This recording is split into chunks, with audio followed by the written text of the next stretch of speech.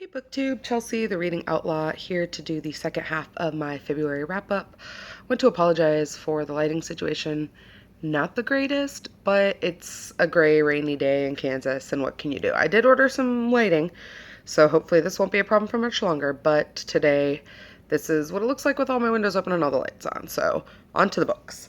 I had a better second half of February than I did the first half. If you watched my first monthly wrap up, you will know that I was not having very good luck with the month of February. I had to DNF a couple of things. I was just feeling in kind of a funk. Excuse me. I'm still feeling in a little bit of a funk, but the reading has gotten better. I haven't had any like super great like 5-star wow reads this month, and I think maybe that's part of the problem because I had a really great reading month in January, but everything was good. I enjoyed most of it, so let's talk about what I read. The first thing, the thing that I did not enjoy, the thing that I had to give 2 stars to, was a YA book called Tell Me Again How a Crush Should Feel by Sarah Farizen. This was the LGBTQ teen book club pick for this month at my library, and I just really did not enjoy this book. I found this book to be really problematic in a lot of ways. The not the main character, the main villainous character, whose name Saskia, is incredibly conniving and incredibly disturbed, and I felt like there was kind of some aspects there that the author didn't really touch on.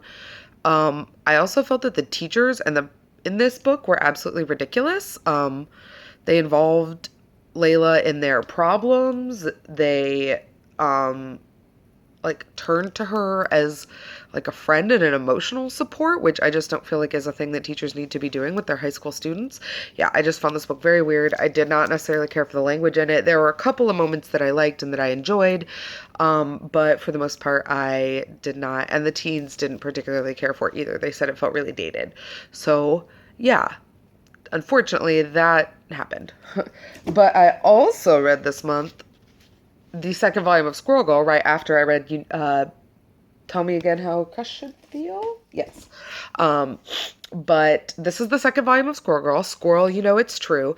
And I love Squirrel Girl so much. I did not like this one as much as I liked the first volume of Squirrel Girl, but I still thought this one was super adorable. There is a section in this comic in which Thor becomes Cat Thor and Mjolnir becomes Meowlnir, and I'm not even like a huge cat person, and I was literally laughing out loud. I thought it was so adorable. Written by Ryan North, illustrated by Erica Henderson. I just think, Eric, right? I hope I got that right.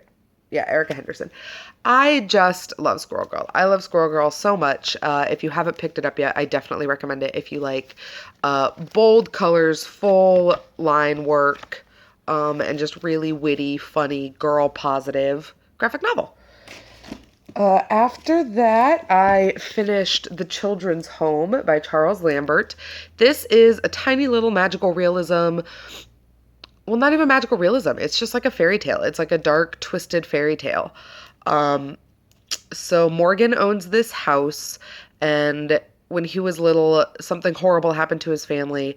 He's estranged from his sister. He lives in this home with a housekeeper. His only contact with the real, like, outside world is the town doctor, and these children just start showing up in his house, and, like, they're maybe abandoned, maybe orphans.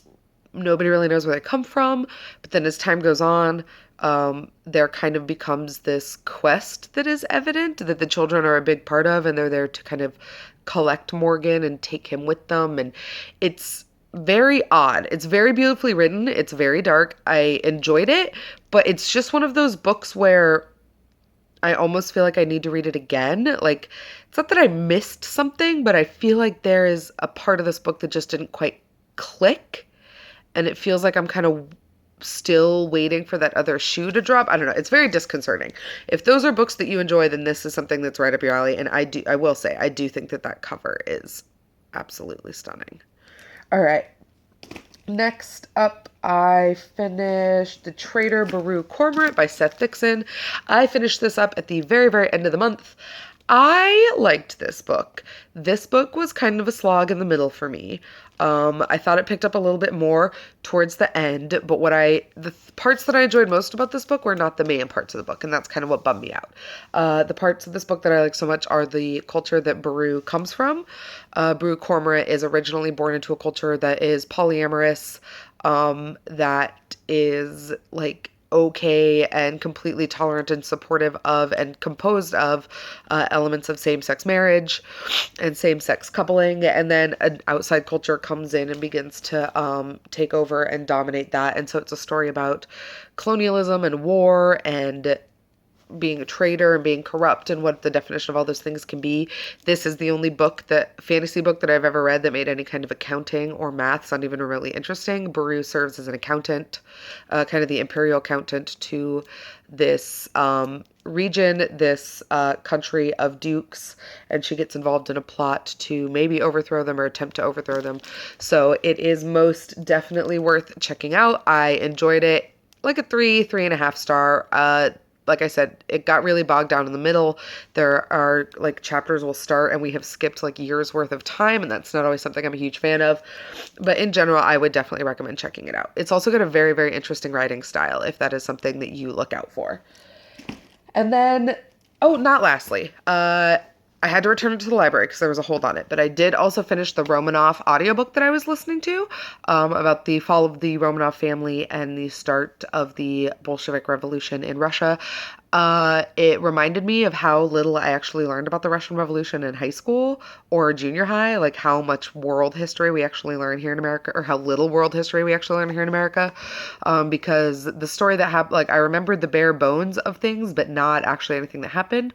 So I really enjoyed hearing both the descriptions of what it would have been like to have been Russian royalty. Answer, fucking awesome.